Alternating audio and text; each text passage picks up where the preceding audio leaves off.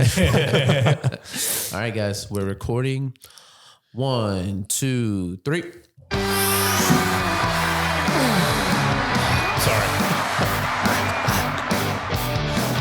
Welcome to Only the Greatest Podcast, where we explore the vital connection between fitness and success in all areas of life. We are your hosts, the three of us, and our goal is to help you become the greatest version of yourself, and we do that through 2 different show types. Every Friday, we'll come to you with a full-length episode that may or may not include a guest. And on Tuesdays, you'll get a little nugget of knowledge that you can immediately implement in your health and fitness journey. If you happen to find any value in this show, all we ask is that you leave a quick review and mention specifically what helped you out. If you're watching on YouTube, make sure you like, comment, share, and also let us know in the comments what helped you out there too. The one and only sponsor of this show is ourselves, OTG Fitness. OTG Fitness is a private personal training gym on the south side of Houston in Webster, Texas. You can find more information about OTG Fitness by searching otgfitness.com or searching OTG Fitness on any social media platform. Any of them. Any. It doesn't matter and which you one can thank you're Sean on. for that. Yeah. Yeah, everybody, well, I need you to get down in the comments and say, thanks, Sean. Oh, Yeah. no. Yeah. Don't do that. Don't do that. Everybody always tells me, like, man, you guys on social. I'm like, don't look at me. By the way, y'all check out Wisdom Media. Oh, man. That too. Yeah, I Sean appreciate you guys. Wisdom. Thank you. Anyone that goes and checks it out, I appreciate you. Thank you. Yeah. Check him out, man. Hire him. Pay him a lot of money. That too. Because he deserves it. Yes. So guys, I feel like usually I'm the lead guy on Fridays. But today we're flipping the script a little bit, and it was right. Phil's idea. So let's dive into this, man. What do you want to talk about today, Yeah, Phil? today I figured you could share some of your own personal expertise, tips I and am tricks. an expert. Oh, I know. Tips and tricks maybe that you've learned over time. Because if you're listening to this, maybe you know, maybe you don't know, but Daryl not only works full time, he also is building his own real estate portfolio that he does outside of his working hours. He has what I would consider a very successful home life. And I know I've told you this a couple of times before, but just to say it again while we're here, I really look up to your and Jess's relationship. I feel like y'all's marriage is very strong, and I really respect it for what it is. Yeah. This is just a little side note. I know you guys don't have kids, Right. but they have dogs that can't even literally see each other. Right. And it is every time I think about that, I'm like, how do you keep up with this? Hey, it's just life, man. But at the same time, he does all these things, and he's found a way to fit the fitness lifestyle in. It's maybe not always perfect, and we can talk about that as much as Definitely you want, not, but it's probably not always perfect, but he always finds a way to come back. Right. And so I figured that if you had some little tips, tricks, things maybe that you found that make it easier for someone that lives a lifestyle like yourself. And I've even seen and this guy, he'll go out on the weekends and have a good time or whatever, but it's right back on track. And with all these different things going on, and most people feel like that would be impossible. Right. So a lot of people do when they talk to me about it. Exactly. So I just want to hear your perspective, hear your side. I have some things to bring up as well. Maybe Sean, I don't know if you do as well, but I have I'll think of something. Yeah. I have some specifics. You'll see Sean break out his pen and start writing some questions down. It's getting and dangerous. At the end, he'll be like, okay, Here we are. and he'll go start at number 1. There you go. That's how he rolls, bro. I go. like that. I like that shit. So the point is, it's not impossible to do this. So Daryl, if you want to share a couple of things, and like I said, I'll bring in my third party perspective, things that I see and things that I want to make sure I mention, but you'll probably cover those, I'm sure. Yeah. So I guess there's really, I don't know how to start breaking this down, but I'll start here. You got to learn the difference, first of all, on being busy and being productive. And you can be busy all day long and not produce the results that you need to be producing. And we're not always going to operate with 100% efficiency. There's going to be some times where we're spinning our wheels or we fail or whatever, right? But just because you are constantly moving does not mean that you are progressing. Now, the fact that you're constantly moving is a good thing in the way that as long as you can find a way to focus that energy, then you'll likely start to produce the result that you're trying to produce. So know the difference in being busy and being productive. Yeah, I think that's really important. Sorry to interrupt, but I think this is a important thing to put out there. I think what happens to a lot of people is they feel busy all the time, but because of the lack of production from the busyness, now it becomes a psychology issue going their on. motivation starts to drop because they're not producing the result that they want to see. Their productivity is low, right? In there for what they're trying to do. Right. The second thing I would say is once you figured that out, if your fitness journey, whatever it is, whatever you're trying to do, is something that's important to you. And I think it should be to everybody, but to each their own. If there's people that don't care about it, then they're probably not listening to this anyways. Then don't care about it. But yeah, most of the people listening will care about this.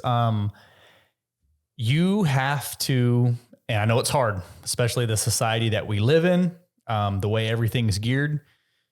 I'm going to say it like this, and then I'm going to explain. You have to take care of yourself first.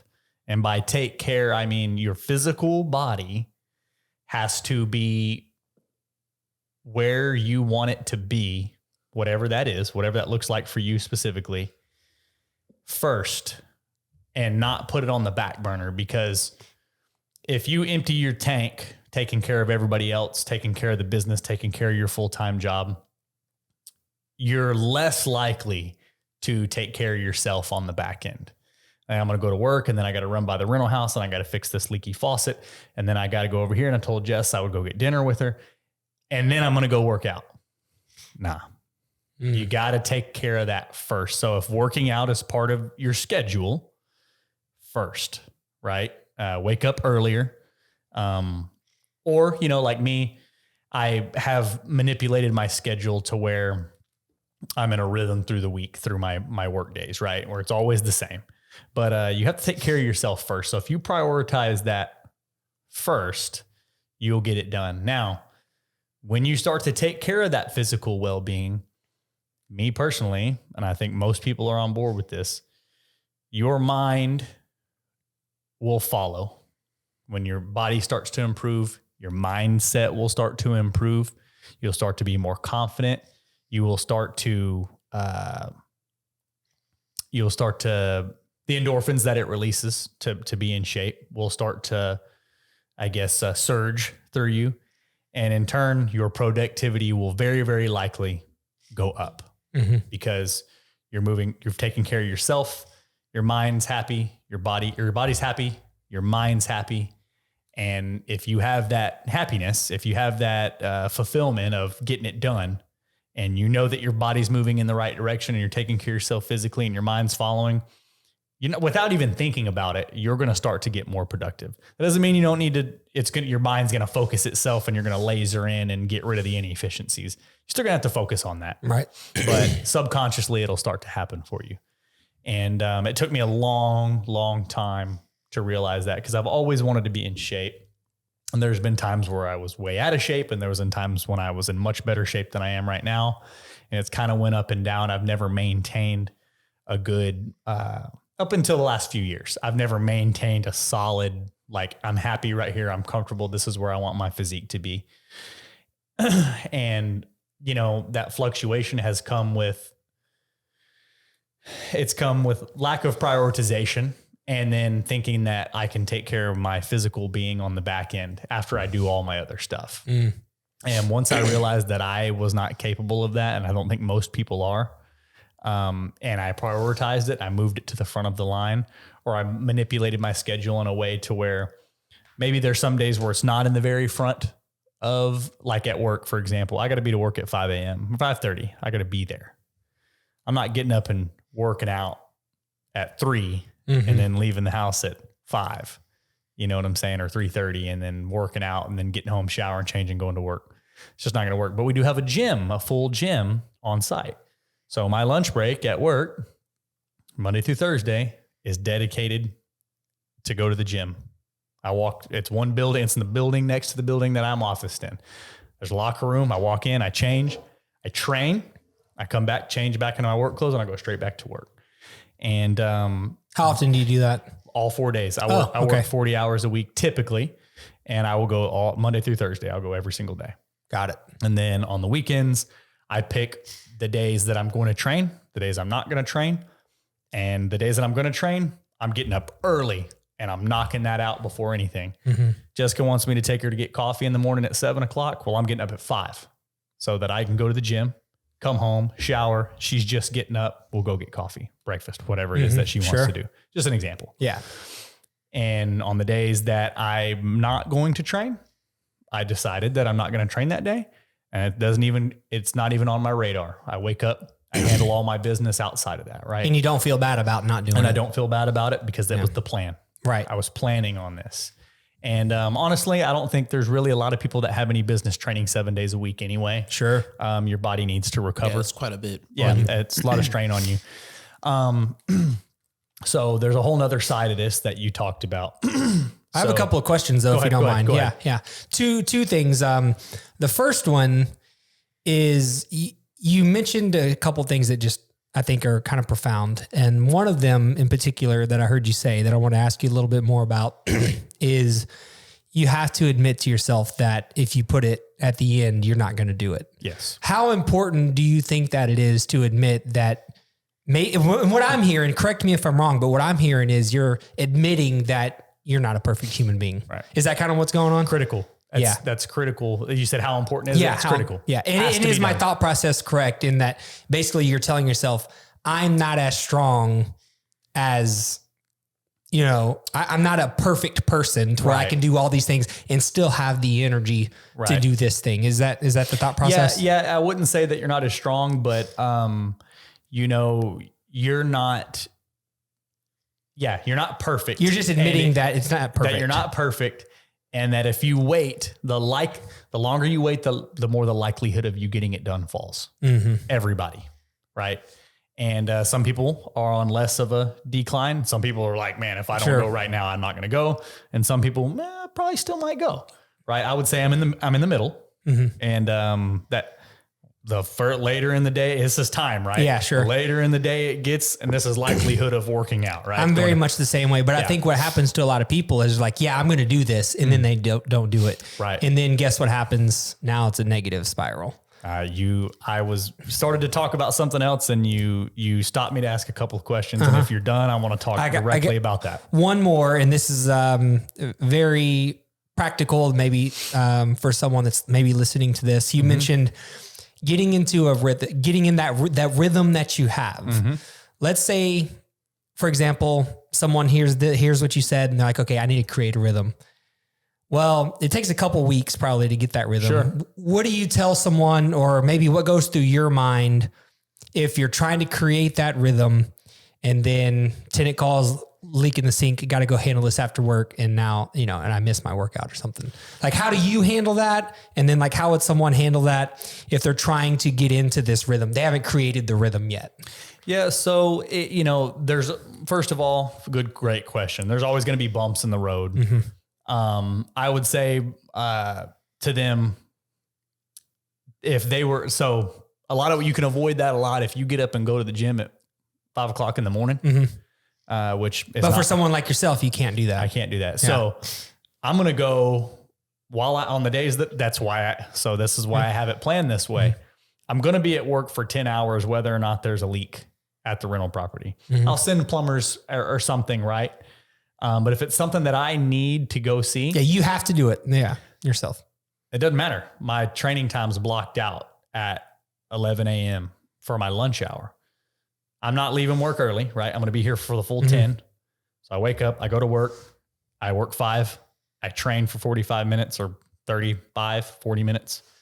And then I work another 5 and then that's over. I leave work, I go to the tenant's house, I check out the problem. So I would say to these people that I would say, build your schedule in a way to where you have your time blocked out and it's managed in a way where the phone call you can't control when they call you.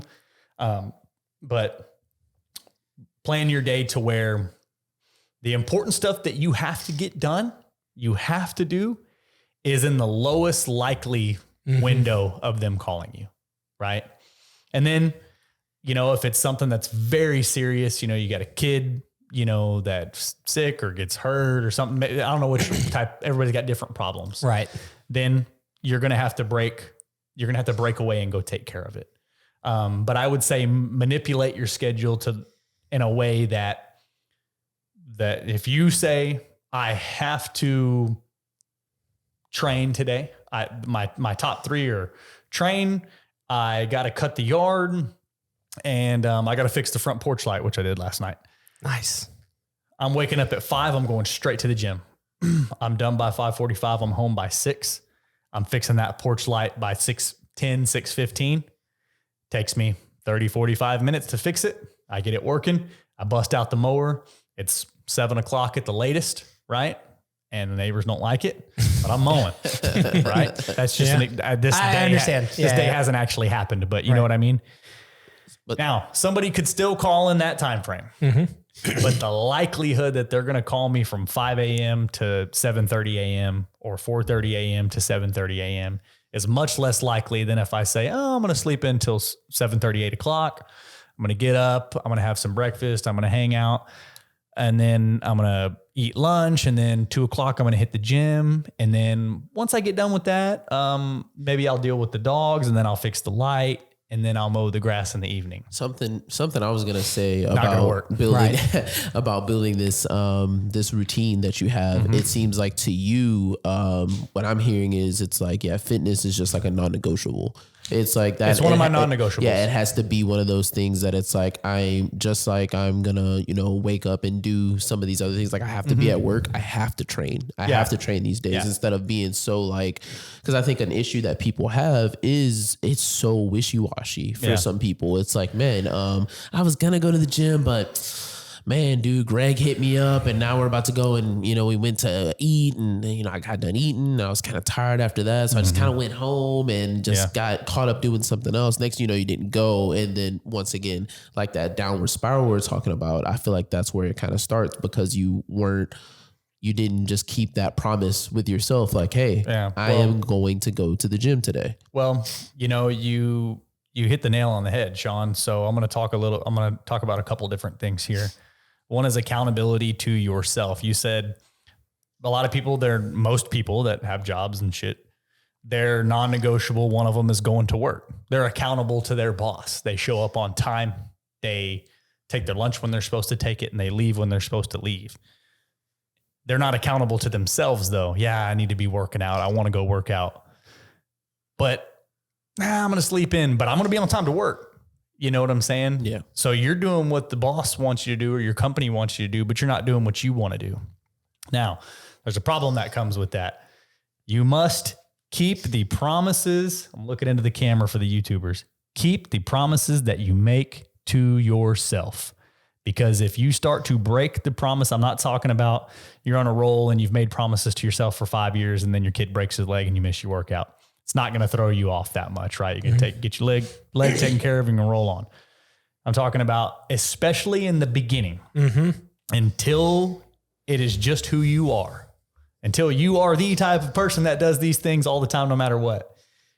It is the most critical of everything we're going to talk about today to keep the promises to yourself, to do the things in your head that you think, that you say you're going to do. Yeah, I'm going to get up early and I'm going to go to the gym. I tell myself that in my head all the time, especially in the early days when I was first kind of getting into this rhythm. You have to go. You must do it at that point. And this works on an exponential curve in both directions. When you keep those promises to yourself, your motivation and your confidence are going to skyrocket on an exponential curve up. And when you don't keep those promises to yourself, and you'll know, and you'll be the only one who knows it, your confidence in yourself and your motivation and your accountability to yourself will go in the shitter.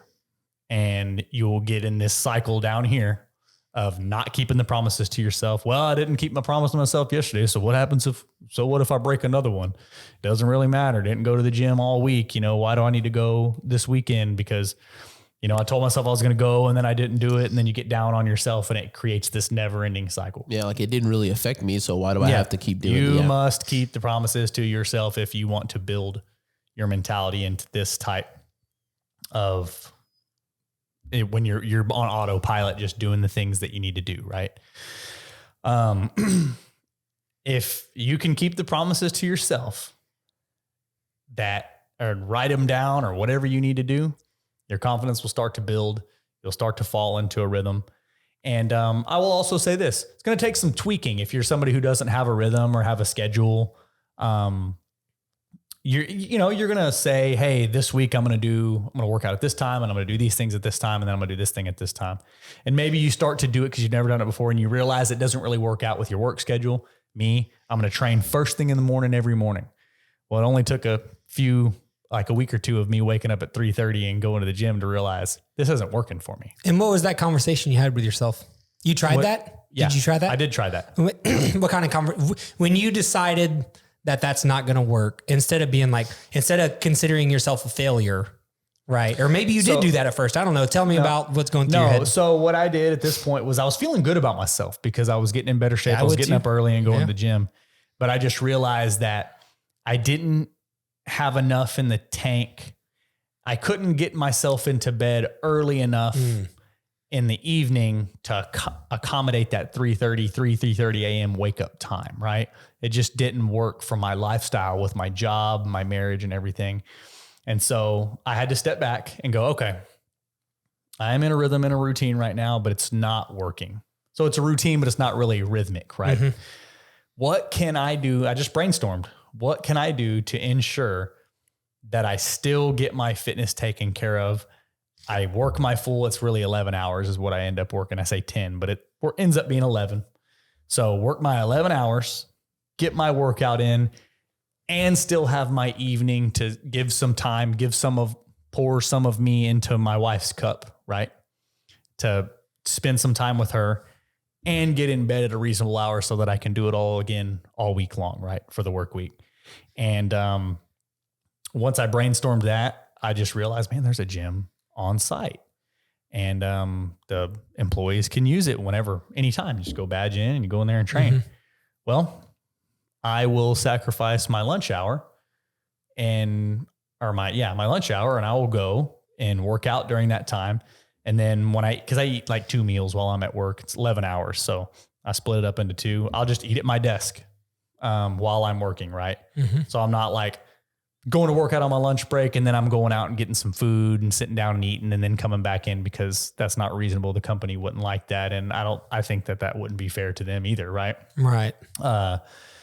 So I brainstormed, hey, this is how I can do it. I can sacrifice this lunch hour. I can just eat at my desk twice a day. And that's just what I'm going to have to, it's not ideal, but that's just what I'm going to have to do. And someone listening to this, you might not have a gym at your office, right? Mm-hmm. But what Daryl did is he brainstormed what he could do in his situation, right? It's tailored uniquely to me. That's right. And so he found this little nugget that was kind of hidden away. Right. So everybody has these little nuggets. It might not sound exactly like Daryl's. Yeah. But everybody has, like Sean's little nugget is he works at a gym. Yeah.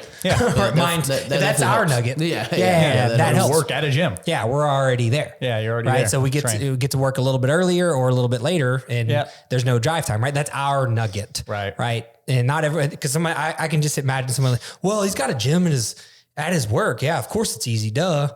But that's the mentality of someone that's not taking a step back and understanding that everybody has these little nuggets somewhere. Yep.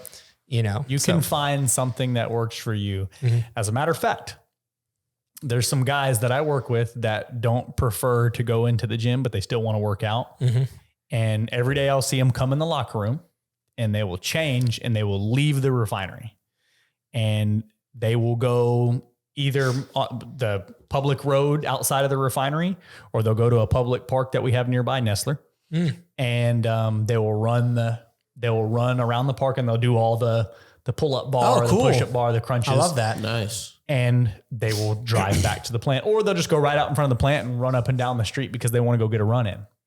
And then they come back in, they change and they go. So it's the same thing I'm doing. It's just they don't really prefer to go into the gym and lift weights at that time. They'd rather get out and get outside and go for a run or go to the park or whatever and run.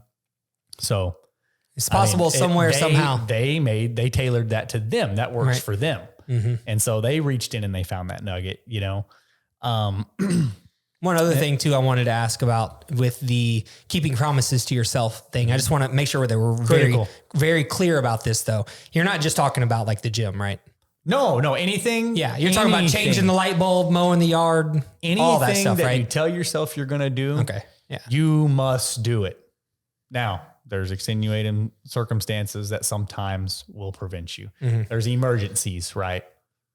Life happens. Sure. But if you can win, 98 out of 100 or, 95 out of 100, if you can bat, 95 out of 100, that's Hall of Fame all day long, right? So keep the promises to yourself and watch your productivity and your motivation skyrocket. Watch it happen over the course of a month or less even. You'll see it happen. Now we're going to switch gears a little bit here. So yeah, I work full time.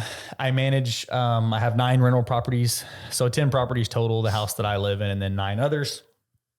There's a lot of calls that come in for this, that, and the other.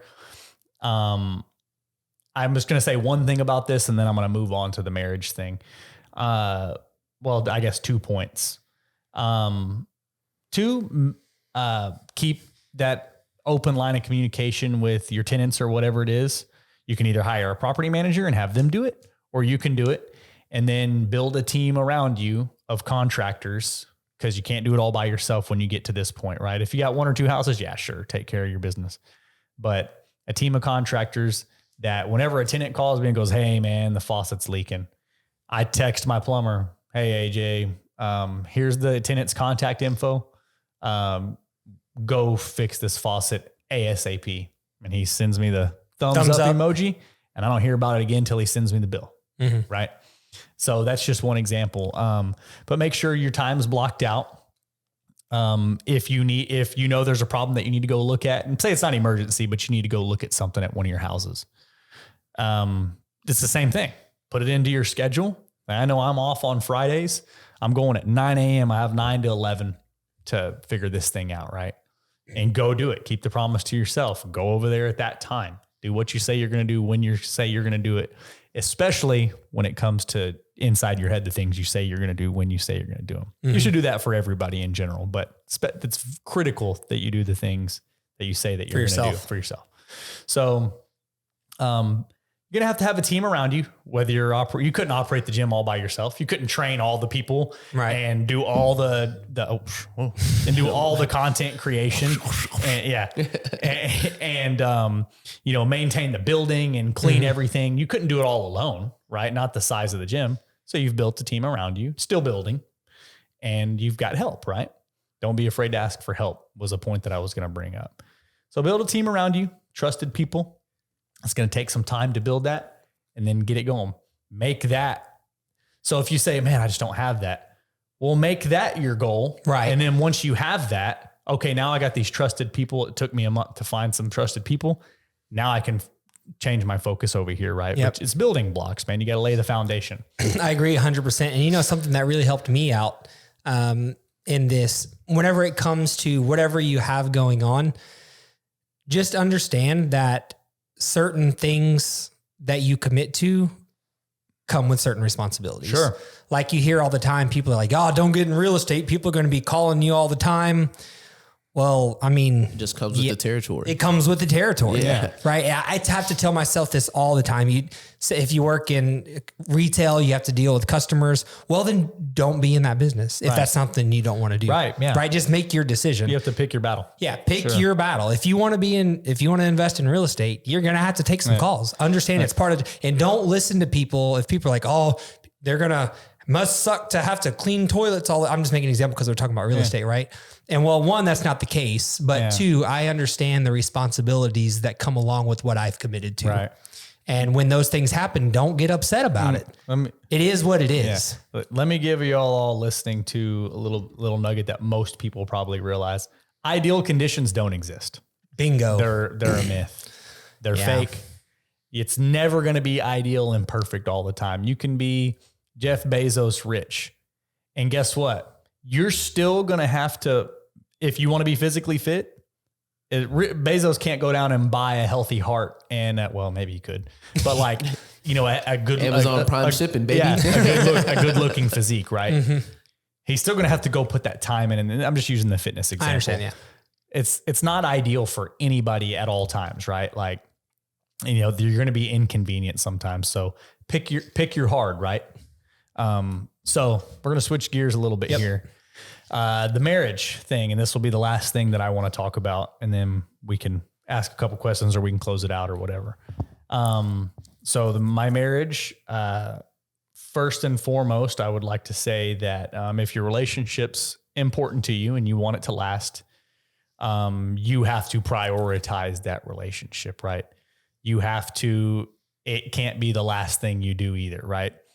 I'm not saying that it has to absolutely be the first. You wake up in the morning and you spend time with your significant other immediately for like 3 hours, but you have to make it a priority. Denver kicks me out of the house. Yeah. She said the morning time's for her. Yeah. You have to block out the time that you're going to spend together and you have to spend it, right? You have to do it.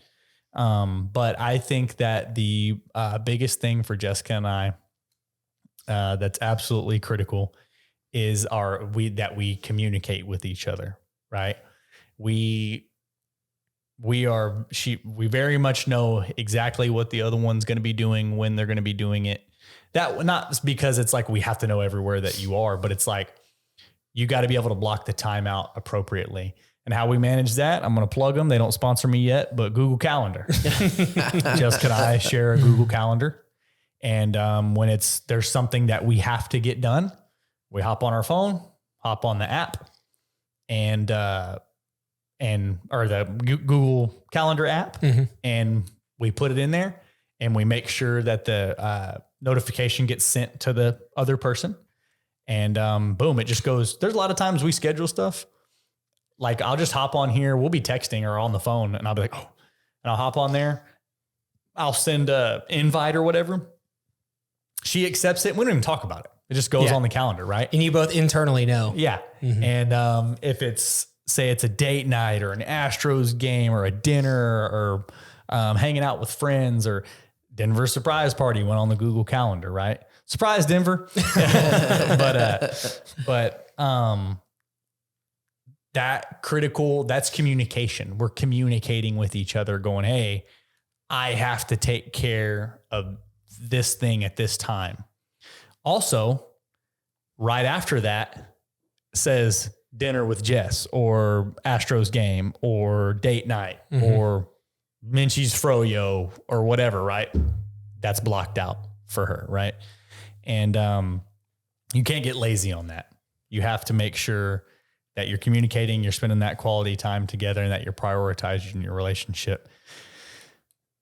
Last major key of relationships, and then we can move on with this thing.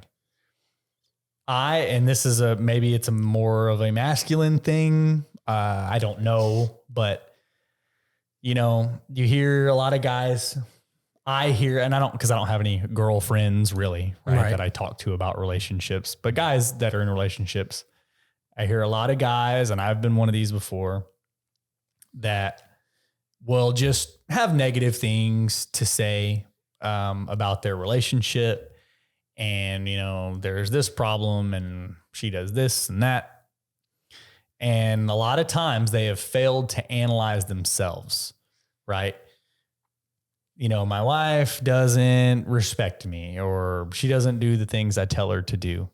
Well, are you somebody that's respectable?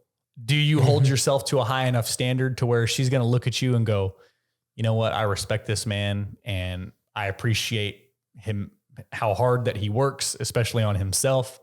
So I will heed his advice and respect him in this way, or whatever it is, right?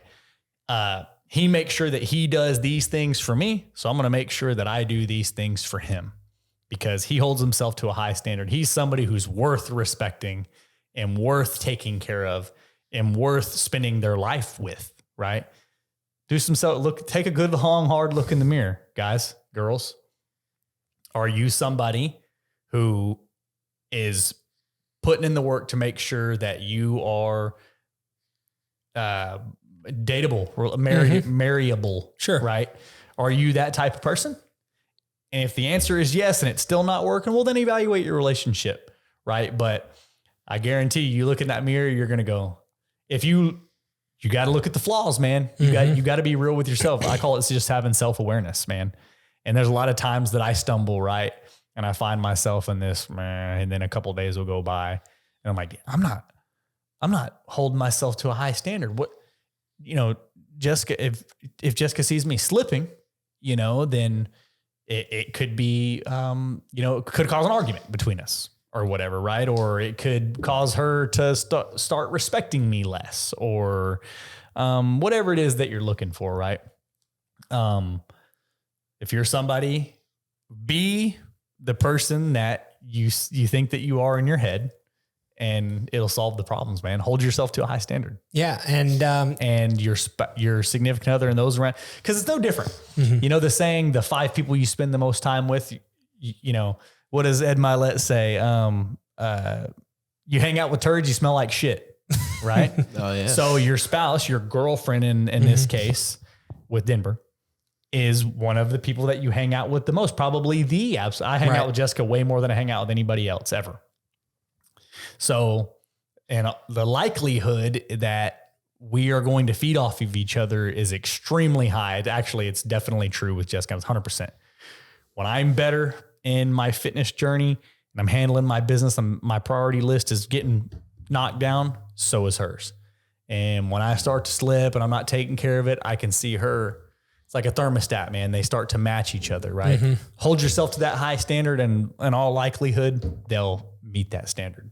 I agree. And something that you kind of said it there, but to wrap this back up into the continuing on the right journey and doing things you say you're going to do, I think maybe sometimes what happens, if we're speaking specifically about relationships here, something goes wrong with the relationship, and now your mood and from an emotional standpoint, you're kind of beat up a little bit, and now maybe food comes in to play. Sure. Right. You don't want to work out because your confidence has now been hit up a little bit. That's when your discipline has to take over.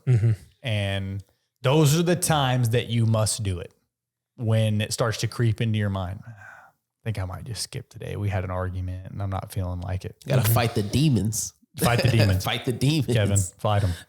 You must go and do it. And that is part of holding yourself to a high standard. And if you raise your standards, man, the people around you standards are going to raise, or you're going to leave them behind. One of the two, right? Sure. And either way, great.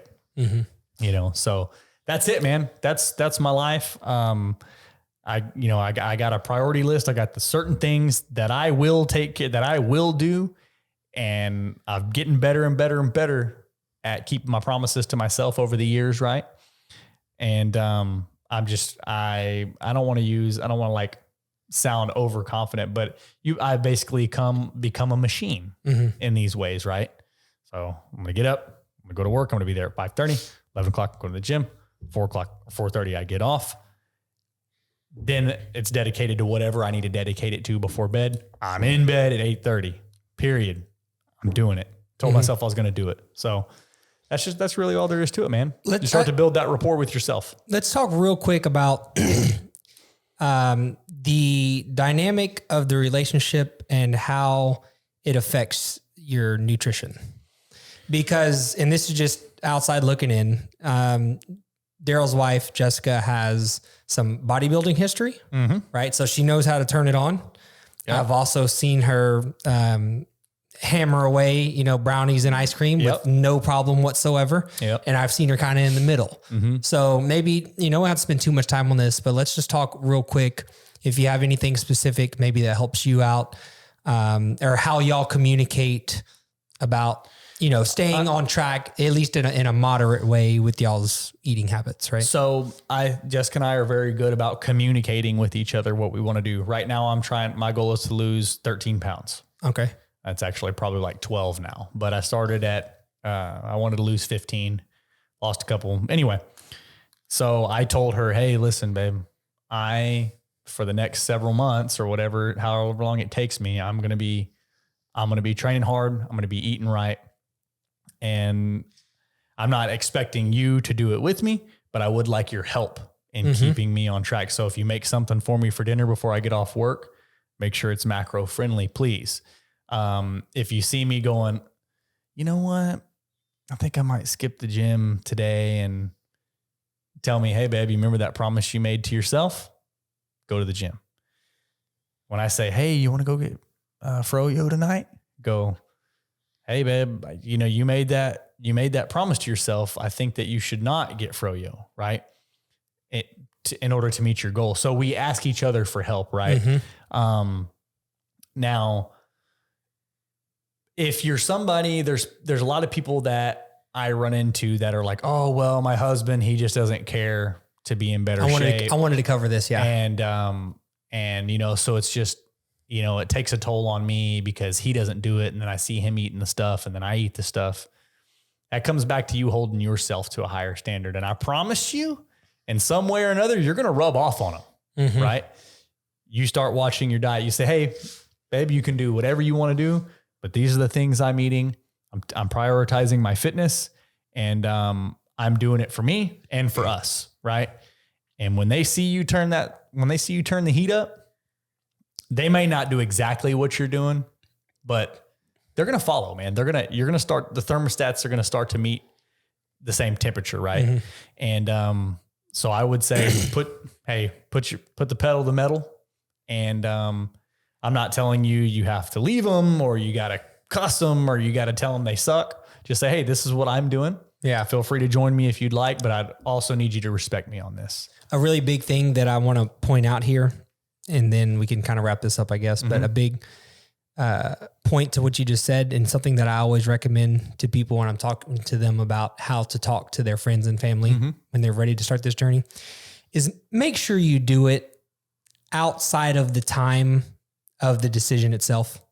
Yeah. Meaning don't wait until she asks you to go out to eat and then be like, no, I'm actually doing this thing. Right. It's too late. You can't do it. Has to be at a time. You know, it's like if somebody texts you or they call you like, hey, we need to talk. You're like, oh shit. Like, this is serious. It needs to be like that. Yeah. It can't be when the person asks, hey, do you want to go grab ice cream? This now is not the right time for this conversation. To say, hey, I was thinking. Yeah. You know, it needs to be before. You need to be proactive instead of reactive. Not reactive. Yeah. And I was just going to say, last thing on the relationship. Last thing again. The Southern goodbye. Yeah. Be upfront. Because if you can't be upfront and honest with your significant other, then they can't be your significant other, period. Be upfront and honest. And, if there's something, I'm used to be so terrible about this.